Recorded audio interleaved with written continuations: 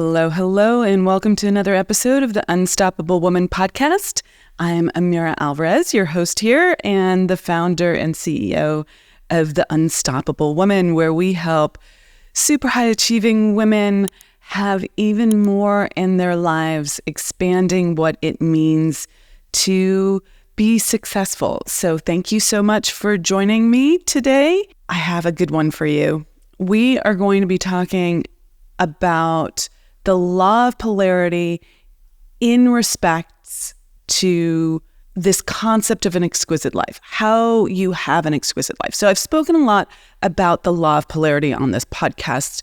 Please go back and listen to previous episodes. I'll probably do more on it. But for today, I just want to do like an overview, real quick summary of it so that you have a sense of what it is within this context. So Law of Polarity says everything is created as a whole. There are no halves in the universe. Everything is whole. There are two sides of everything that create the whole, hence the polarity. So we can't have up without down. We can't have left without right. We can't have good without bad. We can't have happy without sad. As challenging as that is the truth. So what does the law of polarity say in respects to creating the most amazing, most exquisite life you could possibly live? Well, first, there's always two sides to it. There is the having and the not having. So if we are going to have our exquisite life, we need to focus on the having of that. Now, the having of that requires that you get clear about what an exquisite life is. So the rest of this podcast is here to help you kind of unpack what it might mean to you to have an exquisite life, because it's here for you and it's here for you now in perhaps the non-form, in perhaps the realm of ideas. And if we want to bring it into form, non-form and form are two sides of the same thing, the law of polarity at work again. If we want to bring it from non-form to form, we actually have to first have it clear for ourselves in the realm of idea, imagination, non-form. So let's ask the question, what is it to have an exquisite life? What does it mean to you?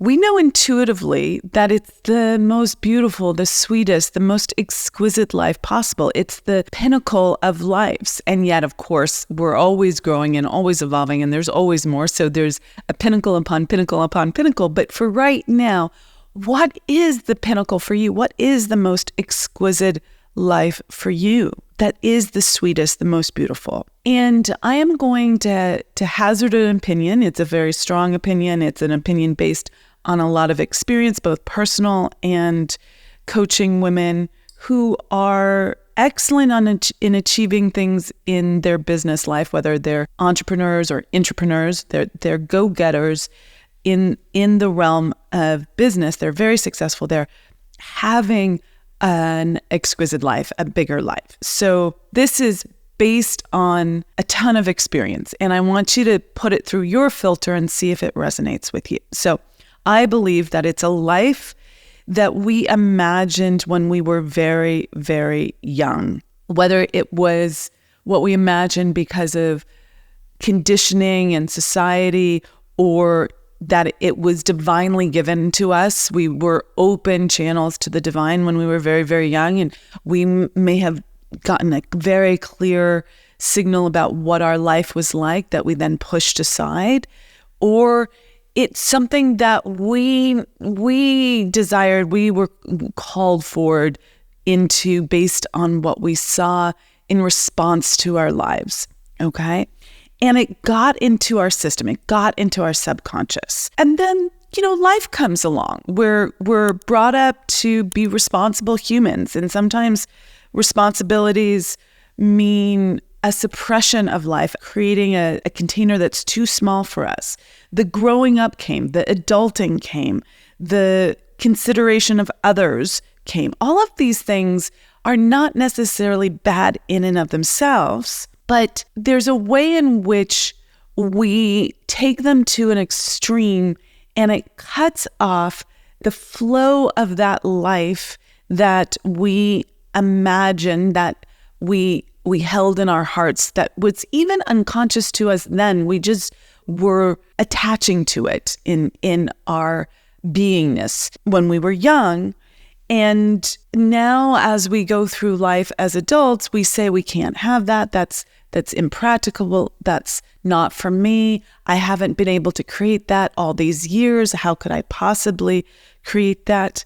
Love is a big place that shows up for people. Like, how can I create a love to end all loves when I haven't been able to have a successful relationship, or my marriage is practical and we partner well, but it's not lit up. It's not the depth and intimacy that we so desire. Or maybe it's around, I knew I wanted to be beautiful in this world, and I'm not living up to my sense of beauty, and I don't know how to get there. I've tried everything and I seem to fall short. So there's all sorts of poignant pieces of our childhood that we might be knowing on some level, but pushing aside because there are more important, in quotes, things to go after. And sure enough, there are lots of things to go after in life. And you're probably quite successful in many of those arenas. You're great at business. You're great at growing your career. You're great at making money. You're very competent in life in that arena. But in these other places where you haven't focused and those desires got pushed aside because, you had to take care of your life, you kind of have become small. It's shrunk. And it's going to look different for everyone. So fill in the blank for yourself. And some of the guidance we got in life pointed us towards success in a very particular way, whether that's the financial success, the career success, success in academics, like when you're going through school, or success in athletics. We learn to be successful in a very narrowly focused way. And we built a ton of success strategies in life to help us get there. This is not a bad thing. I want to emphasize that. This is not a bad thing. It just is. And yet time passes, you evolve, you grow, and you want more, and you want to be more, and you want to experience more, and you want those things that were in your heart and have been really in your heart this whole time, yearning to be created, made manifest. And your success that you have, hard won as it is not enough for you right now. It's like, yes, that's great, but is this all there is? I was doing this in order to get those things that I really wanted, that feeling of being lovable, seen, connected, adored, being enough, being worthy, being deserving, being impactful, being a creator in this world. And there is a calling inside of you right now. If this is resonating with you, please keep listening. If not, that's okay. But there's a calling inside of you. It looks like a type of restlessness. It looks like frustration. Why isn't my life better at this point? I've done everything according to the playbook I was given, the rules that I was given. I have checked the boxes. I have worked harder than everyone else. I'm so freaking competent. I've done so much. I've played the game. And in fact, you have had a ton of success. Achievement is your middle name. But why am I not satisfied? Why? What is that about? What is that dissatisfaction that is inside of you? And no, this is not the time to say, shouldn't I just be satisfied with what I have? Because you have a great life. I get it. You have so many blessings, so many things to be grateful for. But we have to attend to that internal conversation that is saying, is there all this is? Just chasing after the next achievement, the next goal. When you pause to think about it, you realize that you're chasing in and of itself is not fully satisfying. Yes, there's a lot of beauty, a lot of energy, a lot of greatness in the journey, right? And then there's the achievement of it. And then you're like, okay, now that I've gotten here, can I just like relax a little bit? Can I just allow? And then there's this void where you're like, I don't know what to do with myself. I haven't created a plan for that. I need to go right back to my old way of being, which was to set a goal and push really hard and go hard after that and just push, because that fills the void. That's what you know. That's a strategy that's been successful up until now. And it is a successful strategy. There is success that comes from that. But it doesn't get you that bigger life that you desire, the fullness of it, the wholeness of it. It just keeps you occupied on achieving that next level of success. And most of the women that I speak to, they want some form of spaciousness, ease, more life, an increase to your life, like an expanded life, a broader experience of life, creating more, yet without doing it with that same push energy that creates the overwhelm, the stress, the limitation, right? It keeps you from creating the relationships and the life that you want, the larger life. So desire is causative here, and you have to know what you really desire and face that squarely and not tolerate pushing it aside in order to start this process. So I've spoken on previous podcasts a lot about the concept of desire is causative.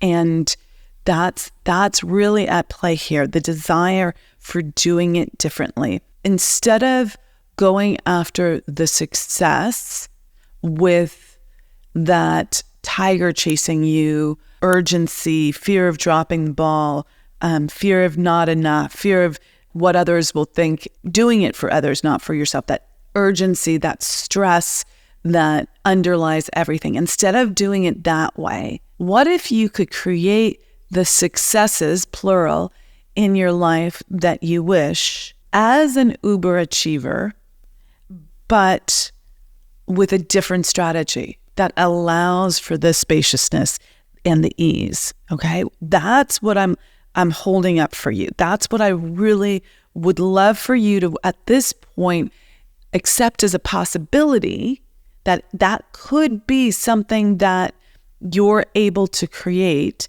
if you just knew how, right? And that it's possible for you. Now, this other way, we've been doing it all our lives, this urgency, doing it for others, jumping through hoops, running from goalpost to goalpost, because if we don't, something bad's going to happen, right? We don't know what that bad thing is. Maybe it's going to be judgment. Maybe it's going to be a loss of income, a loss of a client, a loss of the status, what people think of us, all of that. And we've been doing it since childhood in some form or another. And our subconscious mind is addicted to it. It knows this to be the strategy for success. And you haven't died from it yet, even though you don't like the feeling of the overwhelm or the feeling of the limitation that it creates or the feeling that you're not living your highest and fullest life. But your subconscious knows that you have done it this way and survived. You haven't died yet, and it's very black and white. So it thinks it's safe to continue this way. It's the known way, even if it doesn't get you what you want. So it will keep limiting your vision, your ability to see an alternate way. And I'm asking you right now to crack open the window a little bit, crack open the door a little bit, and see an alternate way. Allow yourself the possibility that there's another way. Okay. Which brings us back to, what do you want? Okay. If you want something else, sometimes it's hard to even claim it because your subconscious is like, no. Look over here. This is the only way that's safe. And I'm asking you to say, actually, what if it was possible to have everything you wanted and more? Because you don't even know some of the things that you wanted at this point. It keeps expanding, keeps growing. Okay, so now I can't speak for you. I can't get into your heart, your soul. But if you're like so many uber independent, uber successful women who have achieved so much in business, in that entrepreneurship or intrapreneurship, where you're an entrepreneur in a company, there's a deep yearning for love, connection, intimacy, for more beauty in your life, more flow, more ease, more spaciousness. That's one of the ones I hear a lot. I just want more spaciousness. For more aliveness, that lit up, tantalizing feeling, that excitement or love for life. And also I hear a lot like that relaxing into the support of life, for more support, not giving up your leadership, your ability to drive projects forward, right? But also allowing for more support so you can finally trust and relax. All of that without giving up or ignoring your drive, right? I think that's what we want.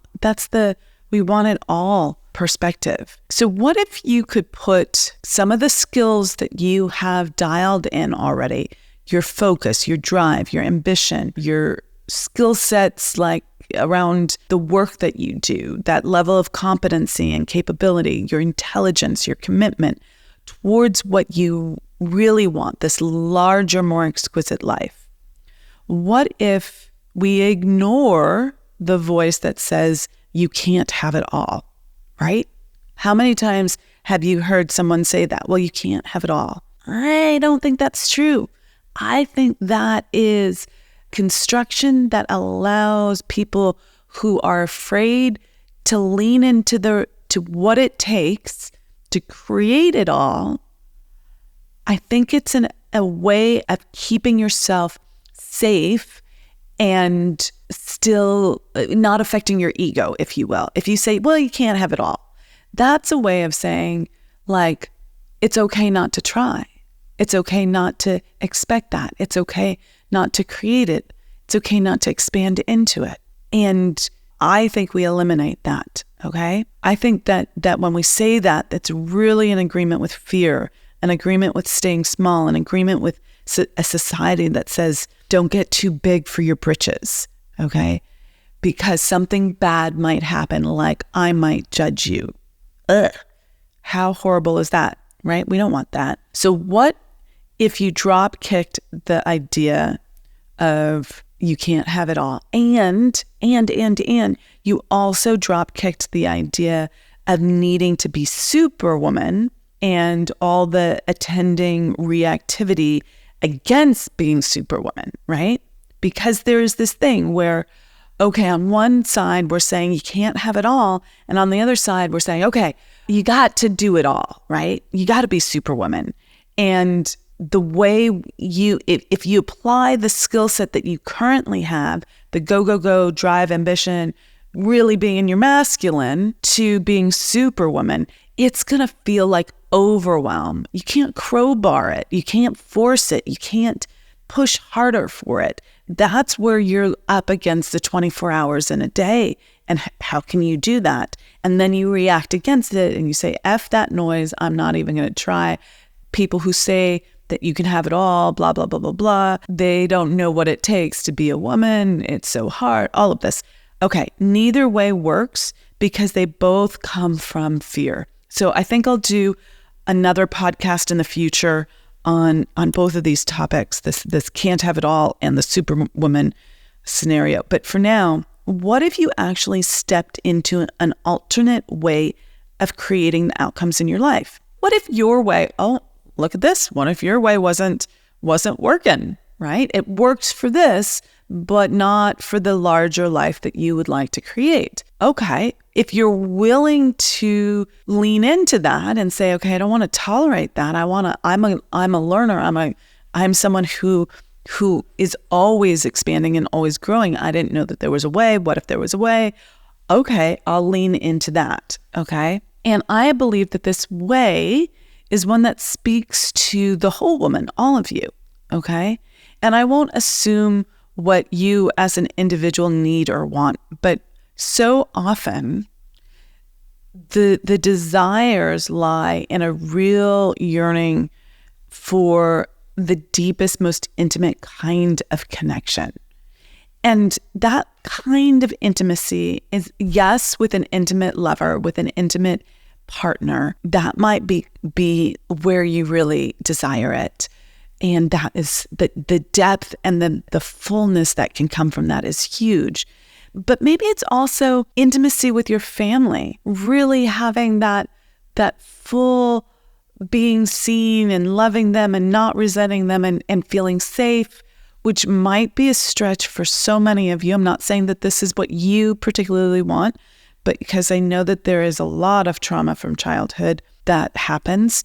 But some of you are ready to move through that and create something new, or maybe it's a family of friends that you really need to create intimacy with. This is especially true of, high achievers, right? The women who are at the top of their game in their entrepreneurship or in corporate, and they don't have people that they can really be intimate with and share their hopes, their dreams, their vulnerabilities, their challenges, because they're so always in leader role. And sometimes it's nice to be seen in both your strength and your vulnerability. Okay. So sometimes it's intimacy in varying different aspects of your life. With yourself, intimacy with yourself, such a big one. Okay. Yet we don't know how to get there. We don't know how to unlock our hearts really and be truly vulnerable and create the space for intimacy. Okay. And yet we want it. And just a little hint, it's not about the other people in your life. It's not about them. It's always us. Now, yes, you can manifest the partner of your dreams if you're single. That you can manifest the most amazing team, the best friends, the experiences that you want. But it's you that needs to change first, okay? This intimacy, the love we always dreamed of, is there for you, but you have to learn how to allow it. And this requires deconditioning ourselves from an old way of being. And, it leads to feeling like truly seen, truly loved, the hottest sex, the deepest relationships, the most lit up life. And this is so beautiful, okay? And I think we're yearning for that level of beauty, more beauty in our lives, whether it's beauty in our surroundings or beauty in ourselves or beauty in our experiences, that intimacy and beauty, that truth, it's all connected. At a recent event, I took a woman through a simple exercise experience, if you will, of doing nothing. In that nothingness, in that space, there was so much beauty and everyone's hearts filled. It was tremendous. There was this opening. There was this experience of exquisite presence, exquisite love. So there's that kind of beauty, but maybe it's the beauty that you see in the mirror, that in your own reflection that you're craving, okay? And that beauty is important as well. This is about being beautiful to ourselves. It's an inside job, who we're being, liking ourselves as well. But it's also about claiming our exterior beauty, not just our interior beauty. Those two things go hand in hand. I think I need to do a whole podcast on that as well. I'm going to make a note of that. Interior beauty and exterior beauty and how they connect. That's a big one. For me, they were really linked. I, for many years, grew up with the story that it was frivolous to spend time on how you looked. There was a lot of other stories there that I will expand on at another time, but I really had to take myself to beauty school, if you will, and unlearn through a lived experience of really seeing myself as worthy of the time, money, experience of beauty, getting dressed in the morning and feeling beautiful in my clothes, buying beautiful clothes, paying attention to my body, really learning how to do my hair and makeup and all of that. That was the outer beauty. And it required that I stop stress eating and stop this. And quite frankly, it required that I lower the level of stress and raise the level of spaciousness in my life to let go of that extra weight. And there's another way of doing beauty that's not from fear, from what will everyone else think, that's why I have to do it, but that's a calling forward because it's your inner nature and you want that. So there's that. Okay. And this is where the desire for, I think, going back to this idea of giving myself time to create beauty in my life, whether it's in my home or in my business or in how I get dressed in the morning. This is where the desire, I think, for spaciousness comes in and more ease and more flow. In order to allow the beauty in, you have to create some spaciousness for it. And it never feels beautiful if it's constrained or compressed or forced. That does not feel like the beauty that you desire. And this spaciousness, this is so key to having an exquisite life. Yet most of us actually deny it, think we can't create it. As much as we desire it, we go back to our old way of being. We go back to the urgency, the rush, the stress, the too many things on our calendar because we think we can't have the success we want if we don't do it that way. And there is definitely a way to do this, but it's not for the faint of heart, which I don't think you are, but it really requires a level of courageousness, of risk-taking, of stepping into the unknown and leaning into this different way that is contrary to how you have done things up until now. And your subconscious programming won't like it. Your identity won't like it. You will be confronted by all the reasons why you can't do it this way. And yet, for the ones who really want it all, right, who are done tolerating and are willing to lean into a different way, are willing to start even though they don't see the entire path yet, even though they don't have the confidence yet, there is a way forward. But you have to have that willingness, okay? For sure. And that willingness has to do with staying committed, going back to the commitment to the unspoken promise that they made in their childhood to what they truly desired in their life, what they really wanted, to have that most amazing life, right? To live as a full expression of themselves, to be free, to feel unlimited, to feel unencumbered, to love life, to be lit up by it, to contribute your light, your beauty, to not dim yourself, but to be a joyous contributor and enthusiastic lover of life. Okay? It's about going back to that commitment, that unspoken promise. To me, this is what an exquisite life is all about. It's not instead of your ambition and drive and love of accomplishment and creating. That's a beautiful thing. We don't want to get rid of that. It's not either or, which is how so many of us have been brought up to think and live. We can either have this or that, but we can't have it all. It's about, and listen up here, it's about expanding our capacity to receive, to experience. It's about an opening to more. It's when we learn how to do this expansion, this expanding our capacity to receive.